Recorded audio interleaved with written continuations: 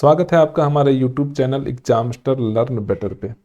अगर आप हमारे चैनल पे न्यू आए हैं तो कृपया इस चैनल को सब्सक्राइब कर ले। यहाँ पे अर्थशास्त्र से संबंधित बहुत सारे इंपॉर्टेंट वीडियो उपलब्ध मिलेंगे। धन्यवाद। तो चलिए एक एक कर करके क्लास 12th का जो चैप्टर नंबर 1 है उसका MCQ क्वेश्चन देखते हैं। आइए स्टार्ट करते हैं।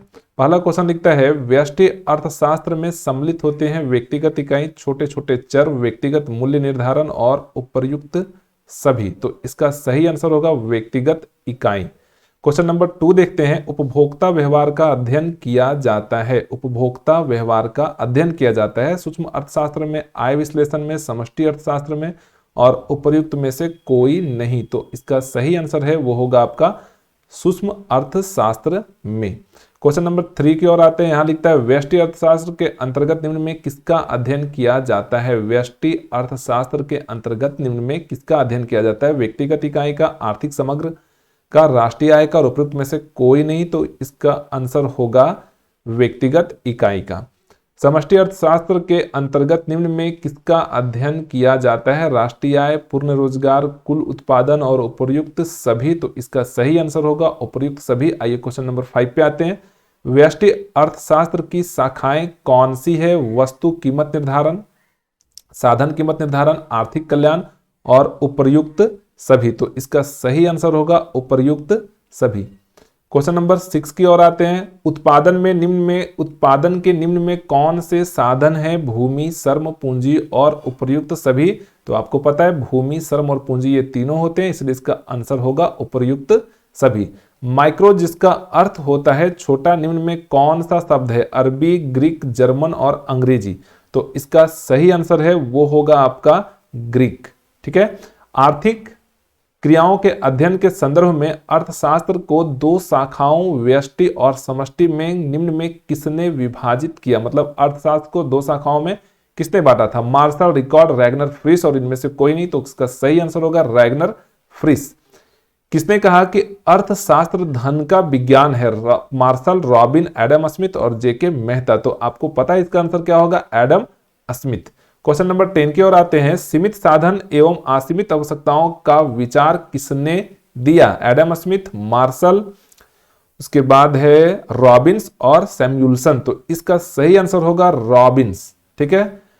11 नंबर क्वेश्चन देखते हैं। निम्न में कौन सी आर्थिक क्रियाएं अर्थशास्त्र की अध्ययन सामग्री के अंतर्गत सम्मिलित की जाती है। असीमित आवश्यकताओं से जुड़ी आर्थिक क्रियाएं, सीमित संसाधनों से जुड़ी आर्थिक क्रियाएं, आ और बा दोनों, उपर्युक्त में से कोई नहीं। तो इसका सही आंसर होगा आ और बा दोनों।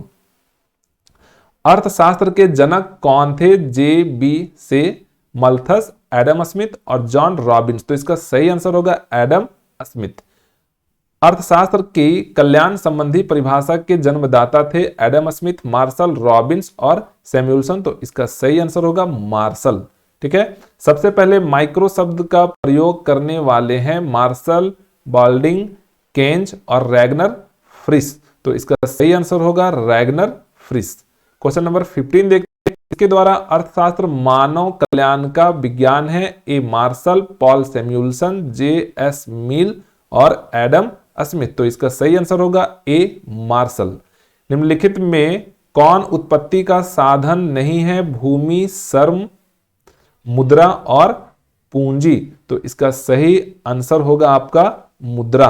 व्यष्टि अर्थशास्त्र में निम्न में किसका अध्ययन किया जाता है। व्यक्तिगत परिवार का, व्यक्तिगत फर्म का, व्यक्तिगत उद्योग का और इनमें से कोई, इनमें से सभी। तो इसका सही आंसर होगा इनमें से सभी, क्योंकि व्यक्तिगत परिवार का भी अध्ययन होता है, व्यक्तिगत फर्म का भी होता है और व्यक्तिगत उद्योग का भी होता है। क्वेश्चन नंबर 18 देखते हैं। अर्थशास्त्र की विषय वस्तु का अध्ययन किन शाखाओं के अंतर्गत किया जाता है। व्यष्टि अर्थशास्त्र, समष्टि अर्थशास्त्र, उपरोक्त दोनों और उपरोक्त में से कोई नहीं। तो इसका सही आंसर होगा व्यष्टि अर्थशास्त्र और समष्टि अर्थशास्त्र, यानी कि ए और बी दोनों, यानी कि उपरोक्त दोनों सी आंसर होगा इसका।